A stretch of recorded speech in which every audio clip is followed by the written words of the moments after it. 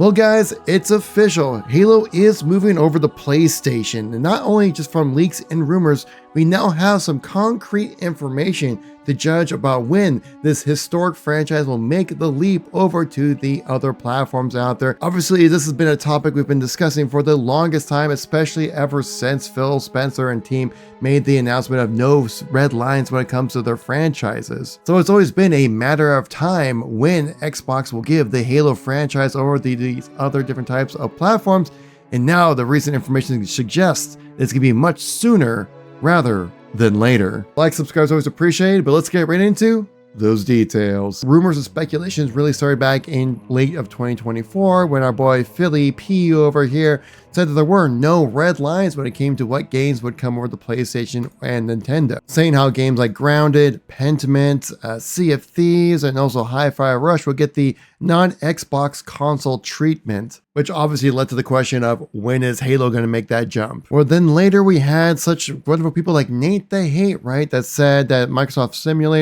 Flight Simulator 2024 and the Master Chief Collection are both slated for the multi-platform treatment, with each game launching on PlayStation 5 and Nintendo Switch 2, which the Switch 2 just launched, and well, there's no Halo. And many people speculate that we would have the big announcement of these Xbox games making the move over to PlayStation during the Xbox showcase this year, and well, we didn't really see any Halo there at all either. So I would say making an announcement like some of your signature games going over to other platforms, specifically like Nintendo and PlayStation, making those kind of announcements when you're trying to showcase how great Xbox is and everything, it just seems like it wouldn't really be the right place to do that, right? You feel like you kind of maybe more of a different kind of announcement, or maybe just kind of just post it one day on Twitter, be like, hey guys, you can now play this game on PlayStation and Nintendo. And we've already seen examples of how Xbox wants to present this information of their classic franchises moving over to PlayStation with Forza right here. Back in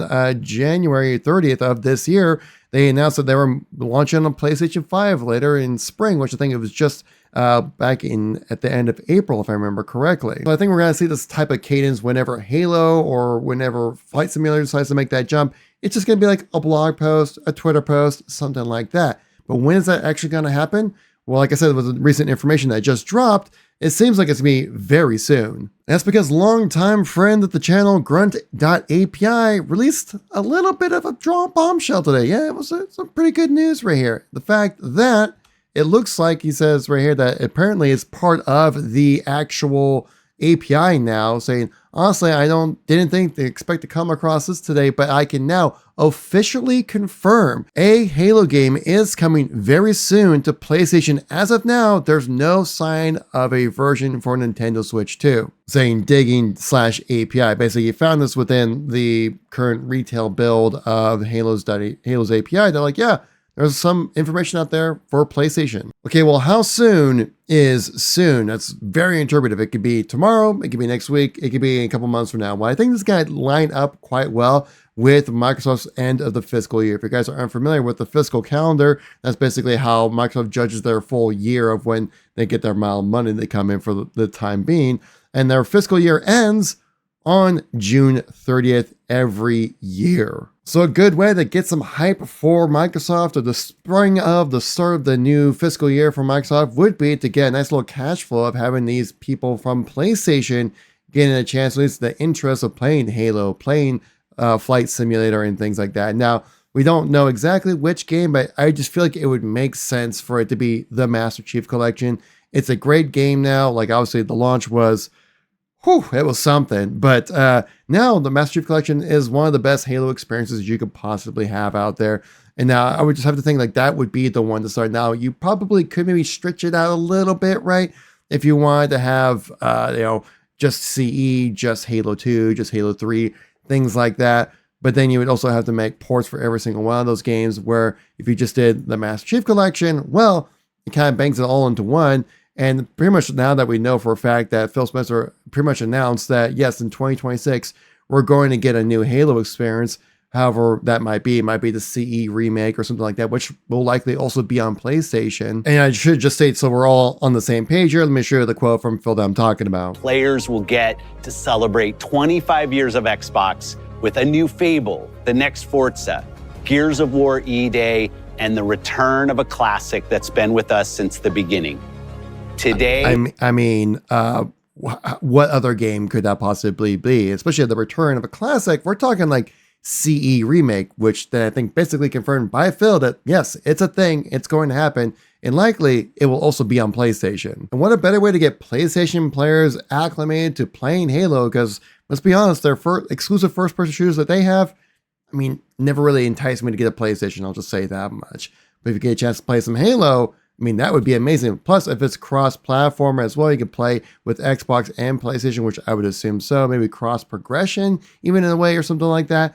That would be absolutely amazing as well to get a chance to really see like a boost in popularity, because Halo has been really hindered by being an Xbox exclusive for the longest time. I always like to refer to this one graph I found, which really I think showcases the differences between Xbox and PlayStation. You can see like when you're limiting yourself to just the Xbox platform, it's just like you're setting yourself up for a really tough time to have success and sales and performance when it comes to trying to compete with all these other games out there, especially if like Infinite trying to compete as a live service game, being exclusive to just PC and Xbox, and not letting PlayStation users get a chance to play. It's like your game costs are still going to be the same, right? Between PlayStation and Xbox, but the Xbox being exclusive to just their platform, you can see like the return that they're going to have is just be very difficult. This is why we're seeing Xbox make such a huge push for multi-platform. Now, I know there's some people out there who are very much like, no, Xbox needs to keep Halo exclusive. It gives me the purpose to get an Xbox and things like that.